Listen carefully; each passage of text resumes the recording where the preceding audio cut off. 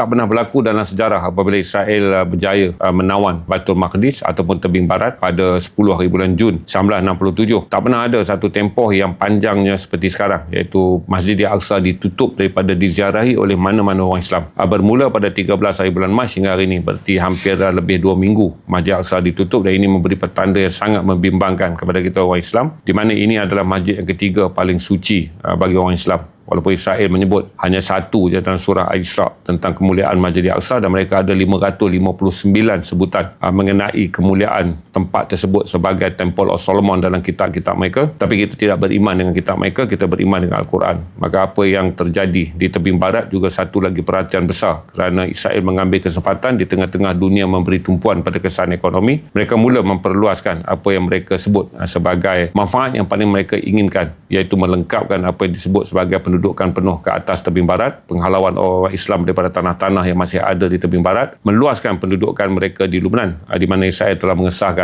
operasi darat mereka tidak lagi pada 8 km, tapi digenjakkan ke 30 km di Sungai Litani, dan akan masuk melencong 40 lebih kilometer. Ini garis yang mereka masuki. Lepas saja sedikit pada garis Tyre ni, akan masuk garis orang Sunni yang dikenali dengan bandar tersebut sebagai Sidon dalam bahasa Inggeris, Saida dalam bahasa Islam. Dan kalau tuan-tuan tengok garis merah yang saya lukis dalam peta Syria, tuan-tuan tahu inilah garis yang telah pun dirampas oleh Israel ketika Bashar al-Assad jatuh. Kemudian orang Islam daripada Hayat Tahrir al-Sham serta kumpulan Syrian Democratic Force puak Kurdish ambil garis ni, maka jatuhlah apa yang dipanggil kerajaan militer atau kerajaan kuku besi Bashar al-Assad. Tapi tak semua orang tahu pada 8 hingga 12 hari bulan Disember, Israel telah masuk sampai ke wilayah Daraa milik Syria, dan kemudian dia loncongkan 180 km, dia ambil Mount Helman, menjadikan lebih kurang 2% tanah Syria telah dijajah. Dan bagi mereka yang tak mengikuti perang ni, tak perasan tentang kedudukan tanah merah yang kita balut ni, tanah merah yang ditandakan ni dulu ni adalah tanah Syria, yang mana apabila kalah perang tahun 1973, selepas perang 67 kita hilang Baitul Maqdis. 1973 kita kehilangan Bukit Golan Syria dan sebahagian daripada Bukit Golan tebing barat yang tak pernah dipulangkan. Manakala dalam garis Lebanon ni Israel ambil dalam perang, tapi kemudian dia masuk lagi ambil dalam perang tahun 82 yang dipanggil sebagai perang eskalasi. Kemudian dia ambil lagi dalam perang Tangkai Anggur 1985. Tapi ada satu resolusi yang disebut resolusi 1507 yang menjadikan Israel terpaksa berundur balik ke garis sempadan sedia ada. Dan sekarang resolusi ini dilanggar lagi dan Israel berada dalam kawasan ini, menjadikan kalau tuan-tuan faham, selain daripada kita bercakap tentang Iran, walaupun Iran ni tak berada, peta yang dibentuk oleh orang Yahudi dalam persidangan di Basel 1897 ketika belum ada negara, dan peta inilah juga kekal dalam patch yang dipakai oleh tentera Israel sampai sekarang.